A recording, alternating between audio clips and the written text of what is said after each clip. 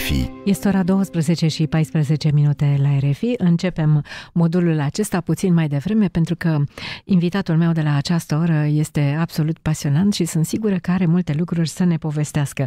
Ne va povesti, adevărat, destul de mult în limba franceză, dar pentru că frecventează România de ceva vreme, cred că de vreo 20 de ani, probabil că va reuși, în orice caz înțelege ce spun. Asta știu sigur. Este geograf și arheolog și am aflat puțin înainte de a începe acest direct că aceste două titulaturi se pot reuni în faimoasa meserie de geoarheolog. Laurent Carroza, bonjour et merci beaucoup de votre visite. Bonjour, merci beaucoup pour l'invitation. Vous êtes le chef de la mission L'archéologie du Delta du Danube 2010-2025 et je viens de vous rencontrer alors que ça fait plus de 20 ans que vous baladez en Roumanie et que vous passez environ 6 mois par an. Oui, c'est ça. Mais depuis 2006, la première année où je suis venu en Roumanie, voilà. Où j'ai découvert la Roumanie. L'année prochaine, ça va faire 20 ans. Voilà, 20 ans. Oui. Voilà. Alors, vous êtes géologue et archéologue. Déjà, pour placer un peu le contexte, parlez-nous un peu de votre parcours et de vos deux métiers. D'un objet hybride, en fait. Je suis un chercheur hybride, mais comme beaucoup de chercheurs. Chercheur au CNRS. Chercheur au CNRS à Toulouse, dans un laboratoire qui s'appelle Géographie de l'environnement. Donc déjà aussi, ça marque le contexte. Et avec une double formation, une formation en archéologie au tout début de ma carrière, et puis après je me suis réorienté vers la géographie physique, et notamment l'étude des sédiments, l'étude de tout le contexte géographique lié au site archéologique. Donc ça fait un objet de recherche qui est réellement hybride entre deux disciplines. Ouais. Deux disciplines absolument sublimes. Je dois reconnaître. Non, mais moi, je trouve, j'étais fascinée quand j'étais petite. En fait, je vous ai pas dit, mais j'ai rêvé de devenir archéologue. Parce que j'aimais l'histoire. Mais quand j'étais petite, après, ça a passé un peu. Et puis, la géographie, j'ai commencé à m'intéresser à la géographie quand j'ai commencé à m'intéresser à une toute petite partie de la géographie qui devient, en fait, un objet de recherche assez récent, la géographie du tourisme. Et la manière, en fait, dont l'activité touristique influence le paysage et la géographie. Donc, je trouve ça assez fascinant. Donc, oui, je dis ça comme ça, parce que ça me plaît. Voilà, donc vous êtes géographe et archéologue. Et comment êtes-vous arrivé en Roumanie et pourquoi? Alors ça s'est passé de manière très bizarre, puisque je suis rentré au CNRS et je cherchais des terrains d'application pour mon projet de recherche. J'ai un projet de recherche qui est centré sur la question des relations des sociétés avec leur environnement, d'une manière globale, donc sans une période privilégiée, puisque j'ai travaillé par exemple au Chili sur la période pré-Inca, j'ai travaillé sur différents terrains. Et puis il s'est trouvé que j'ai pu avoir un petit projet de coopération avec la Roumanie, et avec notamment l'Institut ICEM de Tulcea. Et puis, des liens d'amitié s'est créé autour des sujets archéologiques, et c'est comme ça qu'on a développé petit à petit qu'on a construit un vrai projet de recherche, cette fois, qui était centré sur le delta du Danube, et puis l'occupation ancienne avant les périodes historiques du delta du Danube. Donc, quand on dit ancienne avant la période, c'est quand ? Donc on est vraiment avant l'Antiquité, puisque la période sur laquelle on travaille, c'est le néolithique et le chalcolithique, donc on est entre 5000 et 4000 avant Jésus-Christ. Donc on est vraiment au-delà de l'histoire. Il y a longtemps. Donc qu'est-ce qui se passait? Parlez-moi un peu du delta, et qu'est-ce que vous avez découvert? Comment cette mission s'est déroulée pendant toutes ces années? Quels ont été vos objectifs? Tout. Racontez-nous tout. L'intérêt de travailler dans le delta du Danube, c'était que c'était un terrain qui était pas connu pour receler des vestiges archéologiques préhistoriques. Donc on a souvent considéré que le delta était une terre très récente, qu'elle était formée de l'avancée du Danube sur la mer Noire, et qu'en fait c'était dit par les Romains le territoire le plus récent, le terrain le plus récent de la Roumanie. Et en fait, quand on est arrivé, on a commencé à se poser des questions parce qu'on trouvait des vestiges archéologiques au cœur du delta du Danube. C'était une interrogation sur que font-ils là, est-ce que ce sont véritablement des témoins archéologiques en place, ou est-ce que ce sont des choses qui ont été transportées? Donc on est arrivé avec beaucoup de questions, des interrogations, en disant, ben voilà, on va utiliser l'archéologie pour essayer de mieux comprendre cet objet complexe qui est le delta, puisqu'en fait, le delta, c'est une discussion entre le Danube et la mer, donc ils se parlent, ils se répondent, selon que le niveau de la mer s'élève ou pas, donc on a des phénomènes d'érosion, de formation de sédimentaires, c'est très compliqué. Donc l'archéologie a amené une possibilité de pouvoir dater certaines phases de construction du delta, et on est parti sur cette construction-là, en disant on va faire résonner la géographie et l'archéologie pour apporter notre pierre à la connaissance du delta du Danube. Et donc, comment vous avez commencé à travailler, par où? Alors là aussi, bon, l'archéologie, c'est des rencontres, et c'est des rencontres avec des gens, avec des objets, ou avec des gens. Avec des gens. Ouais, je pense que vraiment, l'archéologie, c'est une rencontre avec des gens. Et parmi les collègues avec lesquels on travaillait, un collègue, Florian Mirail, son frère était pêcheur à Mila 23. Et puis un jour, en discutant, il lui dit, tiens, je suis allé à tel endroit, Taraskina, le lieu Taraskina, et on a trouvé des tessons de céramique et des silex. Et donc, il nous a amené une poche avec un peu de mobilier. On a été de suite, ça c'était en 2006. On a été tout de suite intrigués en disant « Waouh, il faut qu'on aille voir ça » parce que c'était bien conservé, c'était des vestiges qui étaient vraiment très parlants sur l'occupation préhistorique. Et puis on a fait une première mission, donc on est allé à Mila 23, on est parti en barque, on est allé voir ce lieu, et c'est un lieu complètement magique, au milieu du delta du Danube, qui forme une petite île qui sort des eaux du delta. Et puis on a vu en surface énormément de vestiges archéologiques. Donc, en surface? En surface, dès la surface, puisqu'en fait, comme c'est un endroit inhabité. C'est un endroit inhabité qui avait juste été utilisé. Alors il a une histoire un peu complexe, parce pendant la période communiste, il a été utilisé pour stocker des roseaux. Donc c'était le moment où à Maliouk, on collecte les roseaux pour faire de la pâte à papier. Et donc ce lieu-là a été utilisé pour stocker des roseaux, une plateforme. Et à côté, il y avait un ponton avec des prisonniers politiques. Donc c'est un lieu qui a été réutilisé dans la période contemporaine à ces fins-là.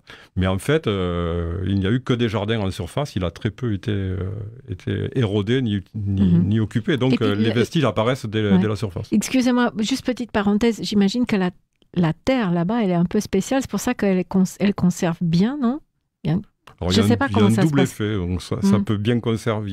Par certains aspects, c'est bien préservé, dans le sens où il n'y a pas d'intervention moderne, profonde, donc les vestiges sont bien préservés.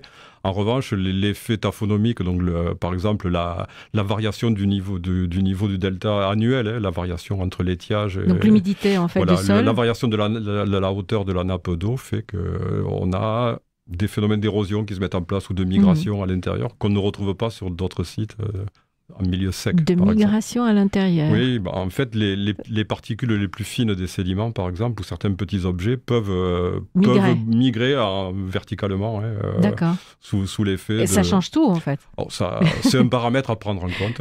D'accord. Comme d'autres. Merci de nous avoir expliqué. Pardon. Donc, revenons. Alors, on était où? On était comment je suis arrivé dans le delta. Oui. Et en fait, c'est par cet intermédiaire-là qu'on a découvert ce site, en fait, et qu'on a commencé à l'étudier, et puis qu'on a monté en 2010 un vrai projet de recherche en se disant il faut vraiment le prendre en compte d'une manière globale pour étudier les premières occupations humaines du delta du Danube et les étudier en perspective avec les changements environnementaux, puisqu'on est dans un milieu qui est mouvant, qui n'est pas pérenne. Donc tout bouge, le contour des lacs, le tracé des canaux.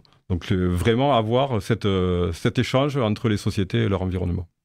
C'est un projet qui a été monté par la France ou en collaboration avec la Roumanie. Je vous pose la question parce que comme je sais qu'en Roumanie, la recherche scientifique est quand même assez peu financée, je me demande où on trouve des passionnés parce qu'il faut de l'argent pour faire des recherches. Il faut de l'argent, mais il faut aussi des principes.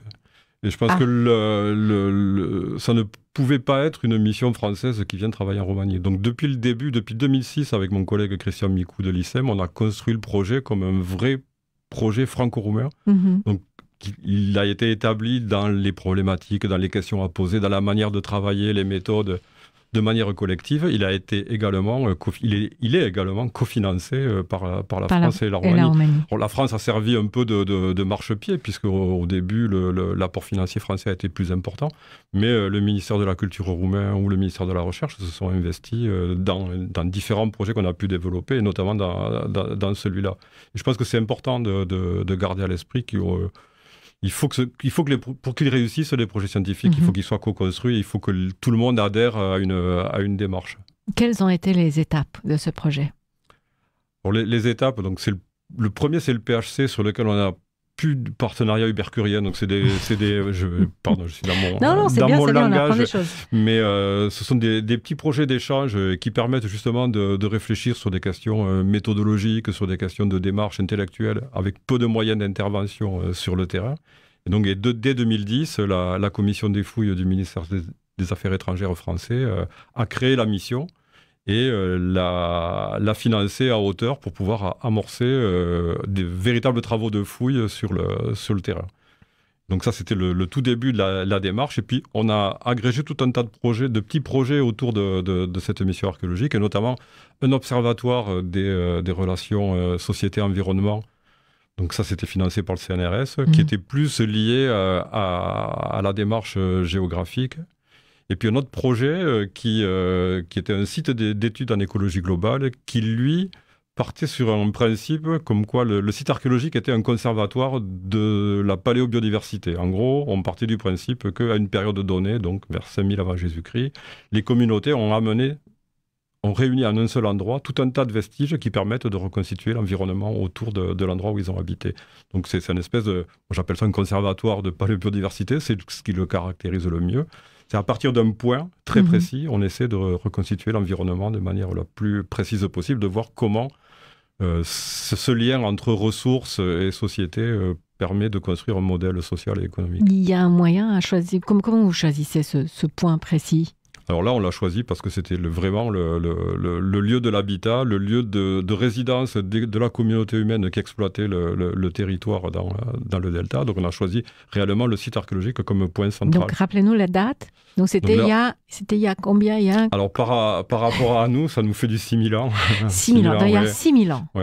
6000 ans. Donc le début de la formation de l'habitat et qui dure environ entre 500 et 800 ans. Donc on a une occupation fixe qui ne bouge pas, qui est située toujours au même endroit et avec une construction sur place.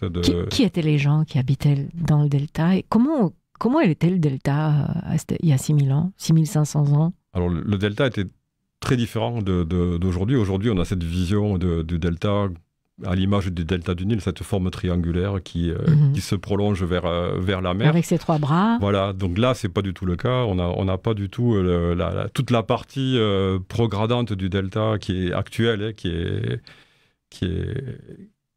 fait cette jonction avec la mer. Là, pas du tout. On a plus un paysage de chenaux, donc de bras qui divaguent, qui sont beaucoup plus mobiles qu'actuellement, et puis des surfaces émergées. Donc le niveau de la mer vers 5000, 6000 avant Jésus-Christ est beaucoup plus bas, et vers moins 4, moins 6 mètres, on ne sait pas, on essaie encore d'affiner les courbes. Donc on a un niveau marin qui est plus bas, et on a des parties du plateau continental qui émergent dans la surface actuelle du delta. Ce qui permet à des communautés de s'installer, de pratiquer l'agriculture, de faire de l'élevage, de pêcher, donc de développer toute une économie dans un milieu qui est très inféodé au Danube et au bras du Danube, à toute la divagation, aux espaces créés autour du Danube.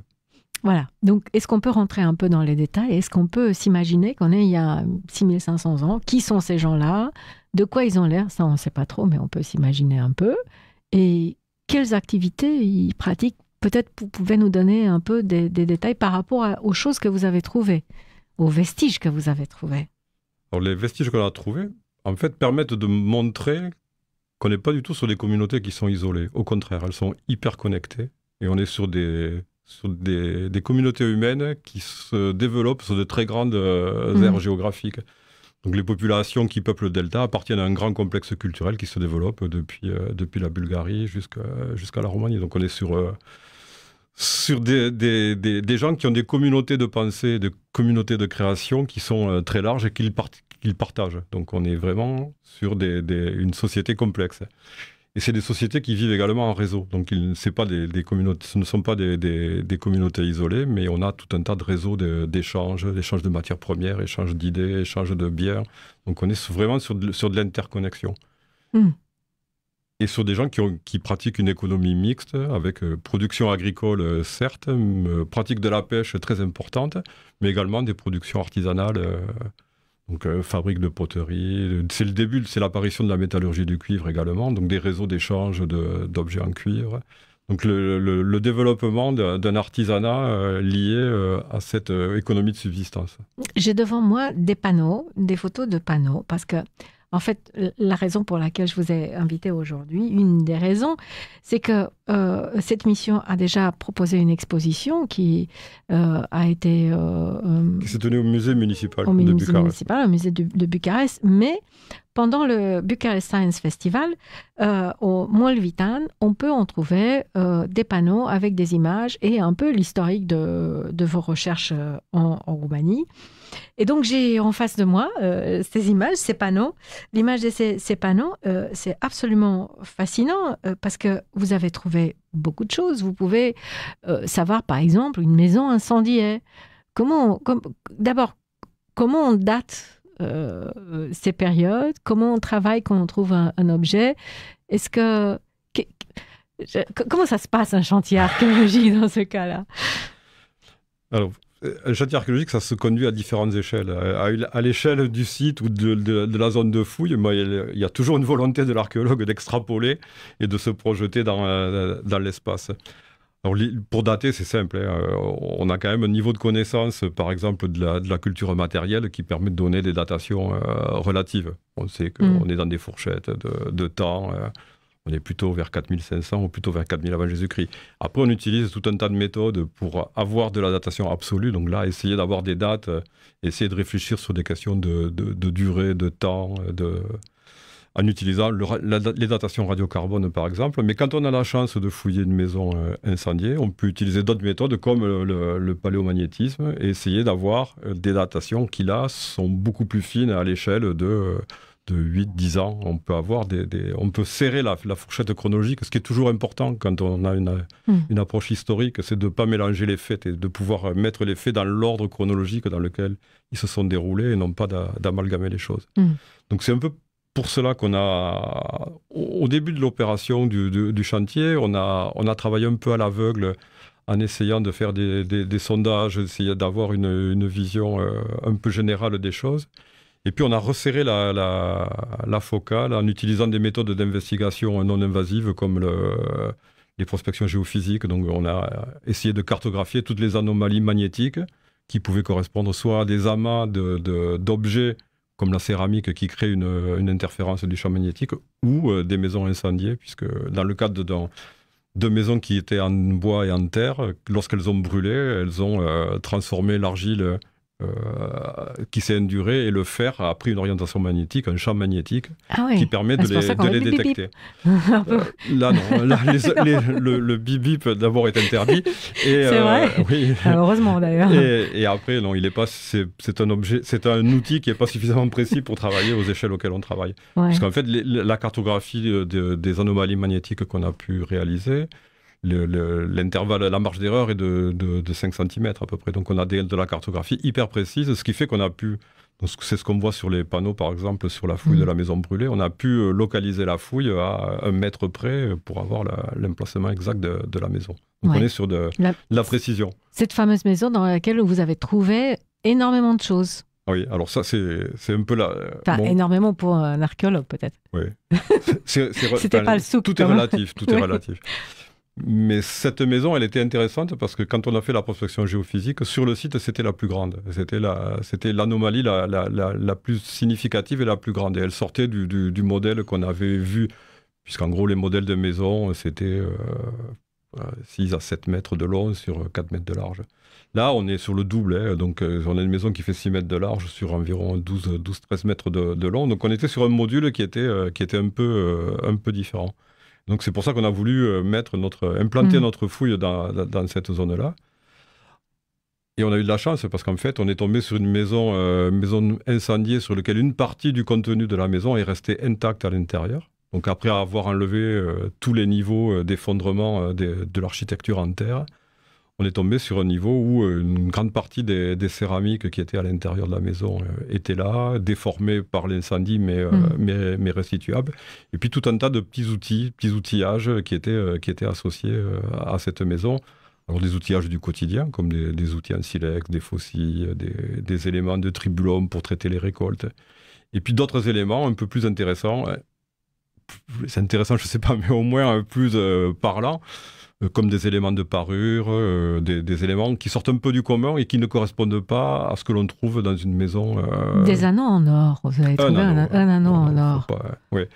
Bon, c'est le début de la métallurgie du cuivre, et en même temps c'est également le commerce de l'or, les éléments, on va dire, un peu de prestige qui se développent. Il n'y avait pas d'or dans le Danube. Comment ils travaillent?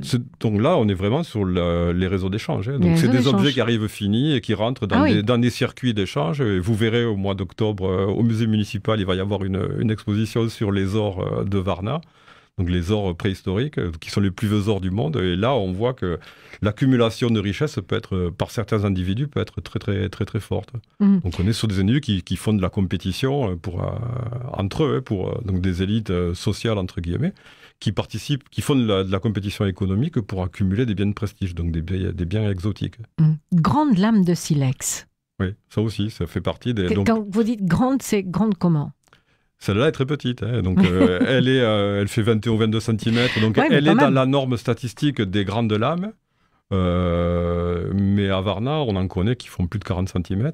Donc là, on est sur la valorisation de la prouesse technique. Donc ce ne sont pas des objets qui sont produits pour être utilisés, mais on valorise le fait intellectuel de pouvoir produire des éléments qui sont hors de la norme. Donc c'est vraiment, on valorise le savoir-faire d'un artisan, de quelqu'un qui a acquis un savoir et qui peut produire des choses qui ne servent à rien, mais qui sont hors de la norme. Alors, je lis sur un de vos panneaux que, en fait, les communautés néolithiques de Dobroja n'avaient pas à disposition la matière première. Non.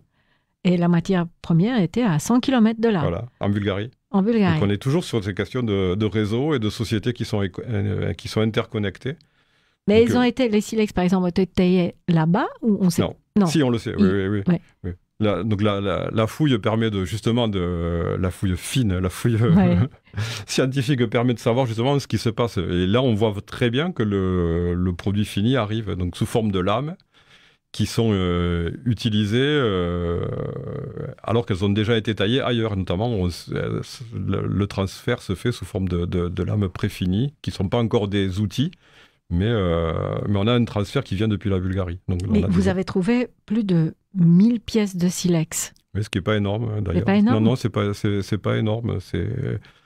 Faut imaginer le C'était silex. Un commerçant de silex. C'est l'équivalent de l'ordinateur actuel, quoi. C'est l'outil qu'on utilise tous les jours pour travailler. Donc le silex, en fait, ça va de la faucille au couteau.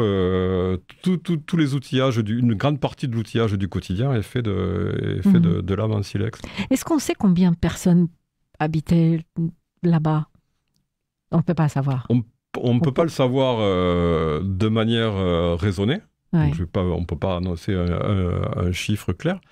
Mais par les prospections géophysiques, par les approches de sondage qu'on a pu faire, on s'aperçoit que sur ce site qui fait environ 1 hectare, on a des espaces vides et on a des espaces qui sont construits. On peut estimer qu'entre 5 et 10 familles pouvaient vivre de manière simultanée sur ce site. Donc 10 familles, ça veut dire aussi une hiérarchie, une organisation, une gestion de l'espace.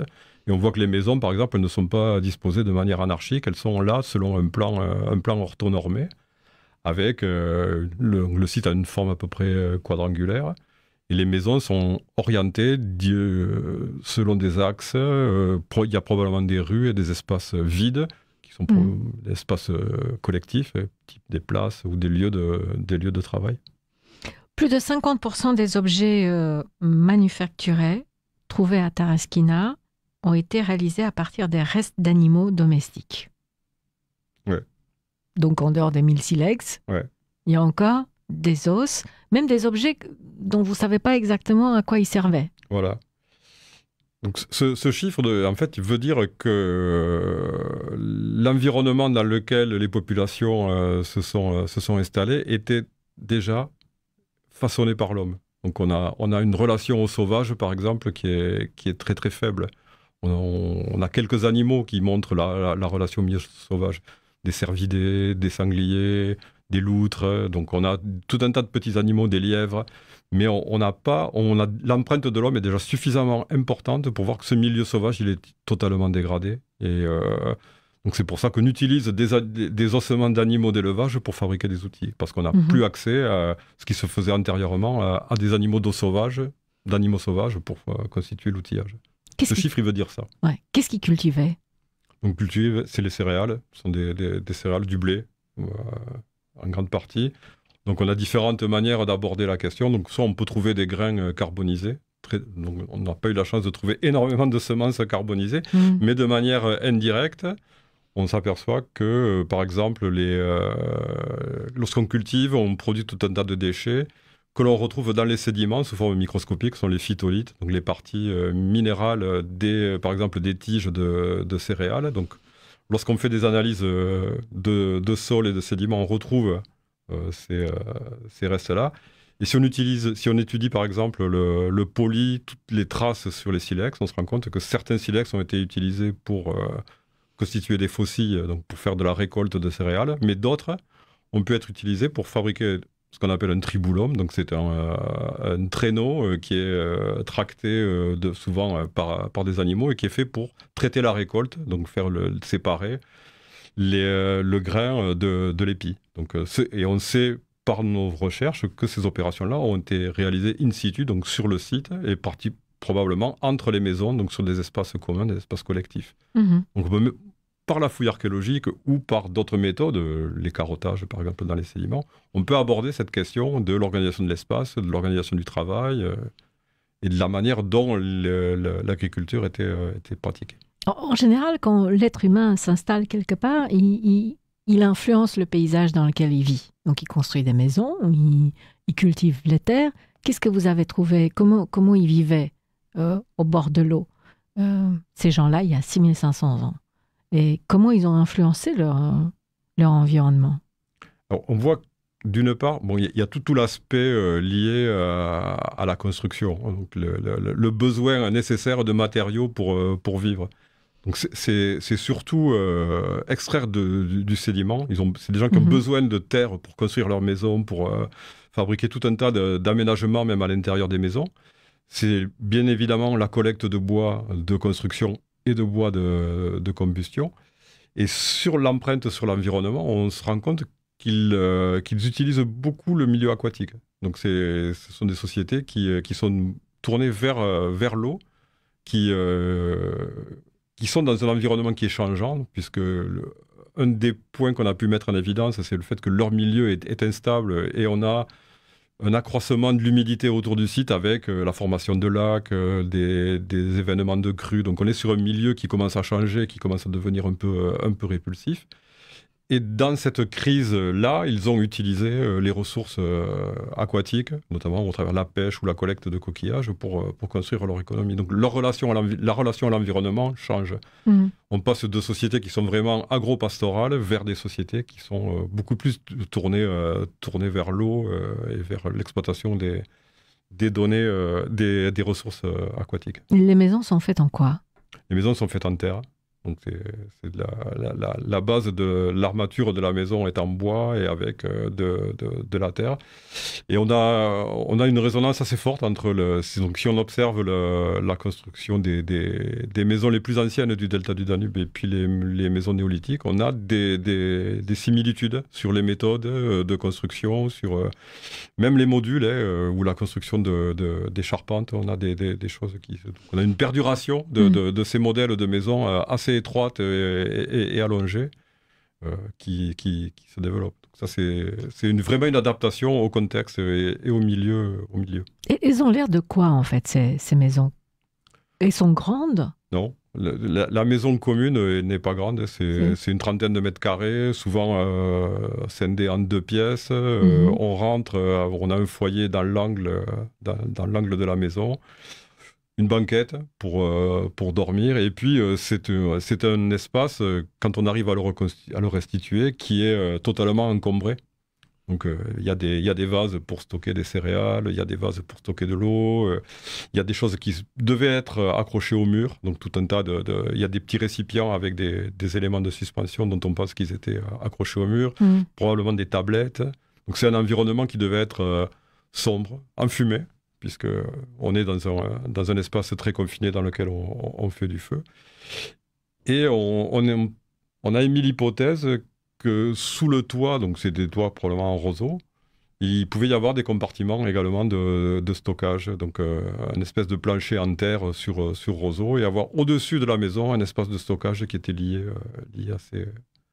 à ces maisons d'habitation. Il y a un passage qui est très intéressant. La porte d'entrée s'ouvrait à l'ouest, en face d'un foyer construit en légère élévation.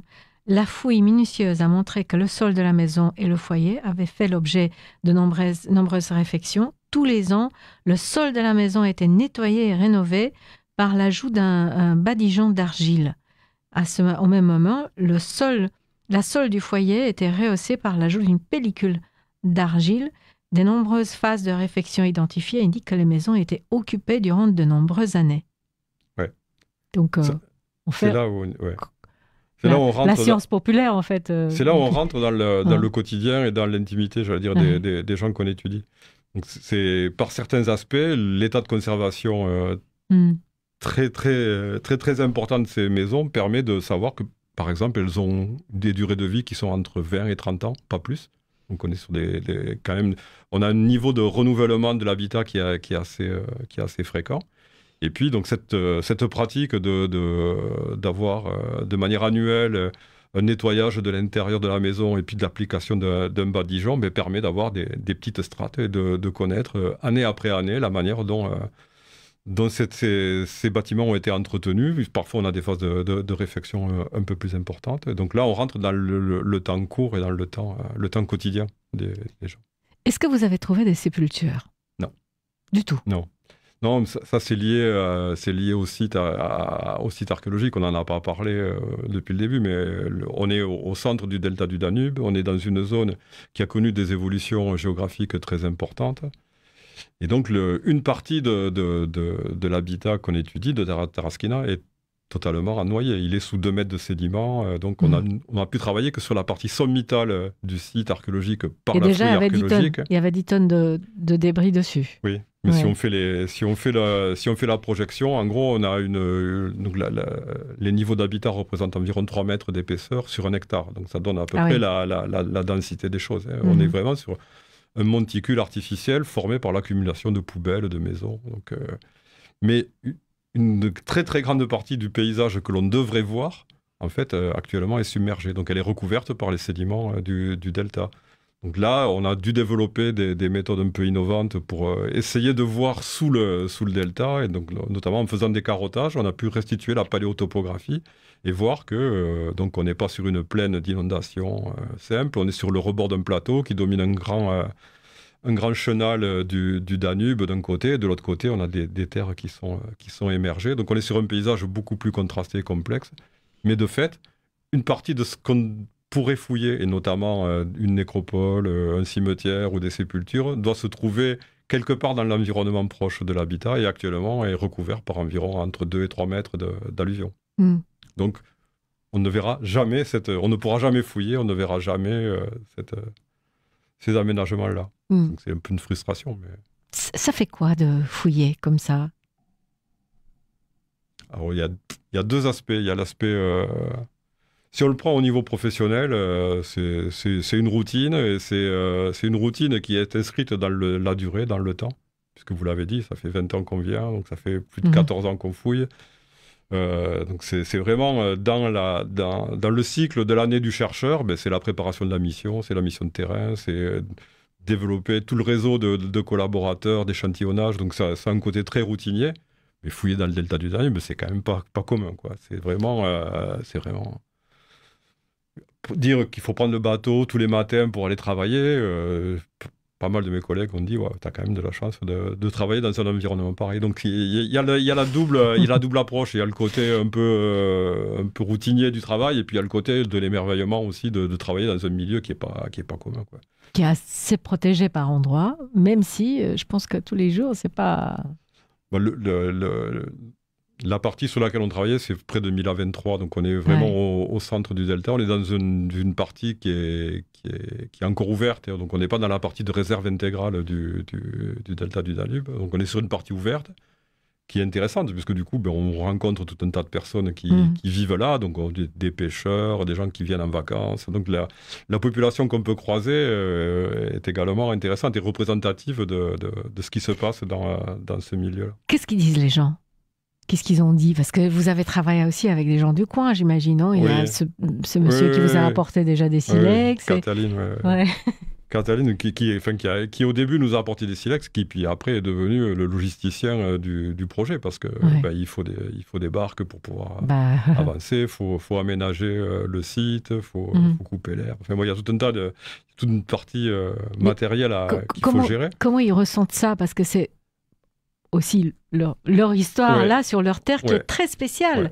On est dans un endroit où parfois on n'arrive qu'en barque et parfois on peut rester pendant des jours entiers sans voir quelqu'un d'autre parce qu'on est un peu isolé. Alors, je dirais qu'il y a pas mal de personnes qui se sont appropriées la découverte, c'est-à-dire qui se sont projetées en disant mais voilà, notre histoire est là, c'est notre passé, et qui se la sont vraiment, c'est rentré dans leur histoire, on va dire. On aime bien, c'est les Roumains. Ah, il y a eu cette démarche-là aussi. C'est que, le Roumain des piscinières. Il y a eu cette approche un peu excessive de dire, voilà, cette fouille démontre bien que le delta est roumain. Donc ça, pour moi, c'était une découverte. C'était au tout début du projet, c'était une découverte. Pas au courant. Non, j'étais pas vraiment au courant. Et puis, bon, il y a pas de... On ne peut pas faire de lien historique et chronologique entre le néolithique et la Roumanie. Ce sont deux choses totalement différentes. Mais ce qui est intéressant pour une partie de la population, c'est qu'elle s'est appropriée la chose. Au travers de visites, alors de visites quand on était là ou quand on n'était pas là, mais les choses se savaient. Donc quand on allait acheter des tomates, on dit c'est les archéologues. Donc il y a ce côté très très positif de savoir qu'en fait on ne travaille pas pour soi, on travaille également pour les autres, et qu'il y a ce lien au territoire qui peut se créer. Et puis il y a moi, j'ai eu que des retours positifs, que ce côté-là. Après, je ne sais pas. Qu'est-ce qui se passe avec les objets que vous trouvez? Est-ce qu'ils font objet? Est-ce qu'ils rentrent dans le patrimoine d'un musée ou on les cache? Non, pas du tout. Ils sont pas du tout cachés. Donc le projet, il est monté au tout début avec l'ICEM, l'Institut de recherche écomuséale de Tulcea, donc qui est un institut de recherche et muséographique, donc avec un musée d'histoire, et mon collègue Christian Micou, qui est le directeur du musée, mais également mon collègue archéologue.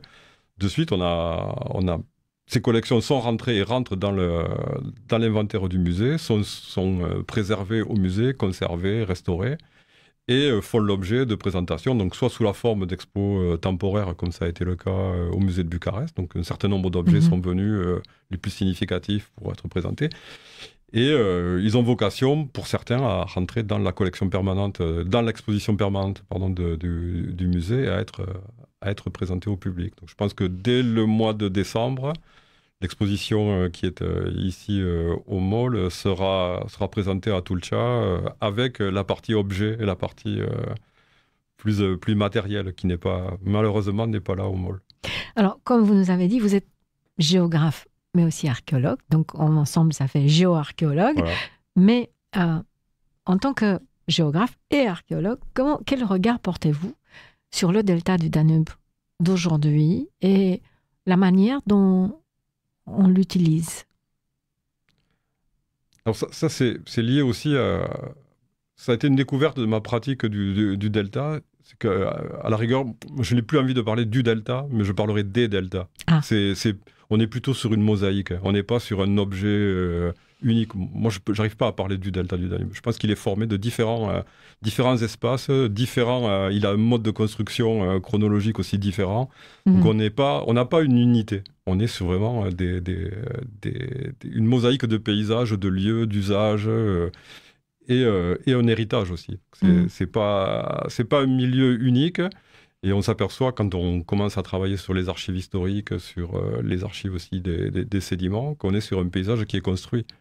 On va dire dès l'occupation ottomane, on a de la navigation qui se met en place. Donc, on a des cartes ottomanes sur lesquelles on voit. Donc, on creuse des canaux, on fait de la place, non? Pas encore, c'est un peu trop précoce, mais on contrôle la navigation avec des postes de contrôle de passage des bateaux. Donc, entre Tulcha et Sulina, on a une carte avec ces postes avancés. Mais dès que la Commission européenne du Danube va se créer, on va aménager l'espace pour le commerce, pour la navigation. Et le delta va véritablement rentrer, une partie du delta du coup. Donc là, le bras de Sulina qui a été choisi pour être navigué rentre directement dans l'Anthropocène avec une modification complète de son cours. Donc c'est là où on recène les grands bras, on crée des canaux, on va participer à le faire rentrer dans un système économique et social intégré à l'Europe. Alors que les autres parties du delta, elles vont rester beaucoup plus naturelles. Donc le bras de Saint-Georges, par exemple, va rester beaucoup moins anthropisé. Donc c'est pour ça que je parlerai de mosaïque, parce qu'on a ce milieu qui semble homogène, qui est de suite rescindé, recoupé en petits morceaux. Et ce phénomène va être amplifié. Donc quand Antipa va mettre en place, par exemple, les systèmes de pêcherie, lui aussi va rentrer dans le milieu avec une volonté également d'être vraiment très interventionniste dans le milieu, puisqu'il dit il faut éradiquer certaines espèces invasives, il faut aménager les pêcheries de manière à ce qu'elles soient beaucoup plus productives. Donc on fait rentrer le delta l'économie en fait. Voilà, dans un système économique raisonné, aménagé. Et le système sera poussé à l'extrême durant la période communiste, où là, on va assécher, poldériser certains espaces. On va le découper avec une partie qui est plus forestière, la partie des roseaux pour la pâte à papier, la partie pêcherie, la poldérisation pour l'agriculture. Donc là, on a toute une mosaïque qui se met en place. Et cette mosaïque, en fait, aujourd'hui, on en a l'héritage au travers des aménagements de pêcheries, de canaux. Donc on n'est pas dans un espace naturel au sens strict du terme, mais on est sur un paysage qui est totalement construit. Il nous reste 2 minutes, même pas, 1 minute et demie. J'avais tellement de questions encore. Est-ce que vous allez retourner ou la mission est finie? Non, alors la mission archéologique, elle a changé de sujet et de site archéologique. Donc on a terminé la fouille sur le site de Taraskina et on a engagé un projet de recherche sur l'émergence de la complexité sociale autour de la culture amandia et du penseur. Voilà. On va se revoir. Venez avec vos collègues. Oui, bien évidemment. Vous viendrez nous voir sur le terrain. Ah bah j'aimerais bien, oui. Bon, écoutez, on va laisser une grande question pour la prochaine fois, peut-être avec des archéologues et des géographes roumains. Moi, ce qui m'intéresse, c'est de savoir, est-ce qu'aujourd'hui, on la traite bien, on traite bien le delta du Danube? Moi, je dirais qu'on le traite mieux. On le traite mieux. Oui. Il a été très maltraité pendant, on va dire, jusque dans les années 80-90, c'était quand même... il était très traumatisé, ce delta. Le fait de le reprendre en main et de pouvoir l'inscrire dans une gestion raisonnée, inscrite dans le temps, est déjà une bonne chose. Après, il y a tout un tas de cicatrices. Et la question des cicatrices, c'est est-ce qu'on les masque ou est-ce qu'on les met en évidence? Est-ce qu'on évite de les masquer? Moi, j'aurais tendance à dire que dans le développement actuel du delta, il ne faut pas masquer ces cicatrices, cet héritage d'artificialisation, d'usages différents. Et ça fait partie du développement, si on va vers un développement touristique, ne pas avoir simplement l'aspect naturel, biodiversité, mais également l'aspect humain, qui est une des composantes de la construction de ce delta. Laurent Caroza, merci infiniment de votre visite. Pentru cei care vor să vadă rezultatele muncii dumneavoastră, o parte a expoziției reconfigurată se găsește la Vitan Mall și este prezentată în cadrul Bucharest Science Festival. J'espère sincèrement que nous allons nous revoir et reparler de ce sujet. Am ajuns la sfârșitul programului de astăzi. Să aveți o după-amiază agreabilă și să ne auzim cu bine mâine dimineață.